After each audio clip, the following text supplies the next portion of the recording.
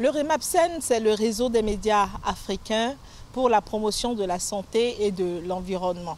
Alors, le REMAPSEN est présent dans une vingtaine de pays en Afrique, à peu près.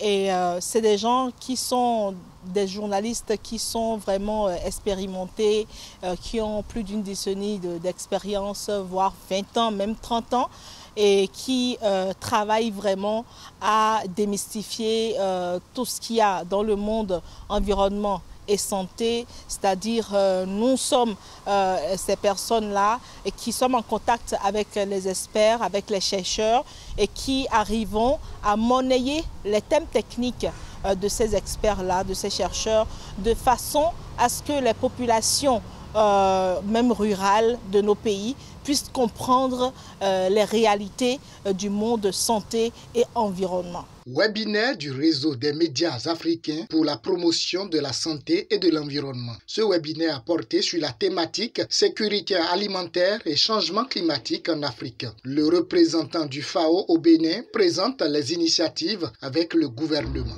Il y a plein de choses qu'il faut faire et qui peuvent contribuer à bloquer la poussée du désert, les inondations et tous les autres impacts négatifs qui touchent la production agricole. C'est vrai qu'on n'a pas parlé des infrastructures parce que comme il y a tellement des problèmes de sécheresse, les mesures prises à ce niveau-là ne seraient pas les mêmes que quand il y a des inondations.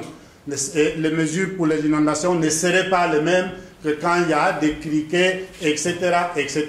Effectivement, les mesures que nous avons annoncées ne suffisent pas, mais il y a d'autres mesures qui sont mises en place et qui sont nécessaires aussi et qui donnent également des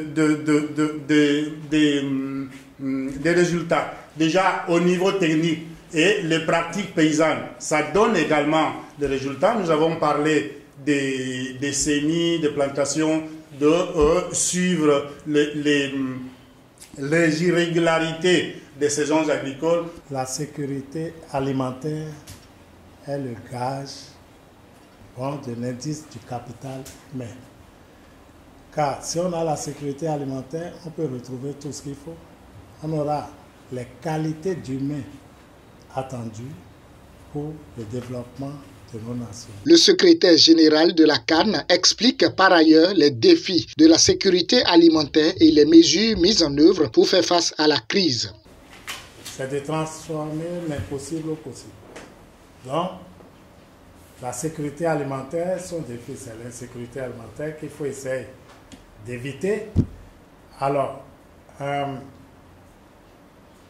c'est de cette manière que je peux m'exprimer pour parler de sécurité alimentaire, d'insécurité alimentaire.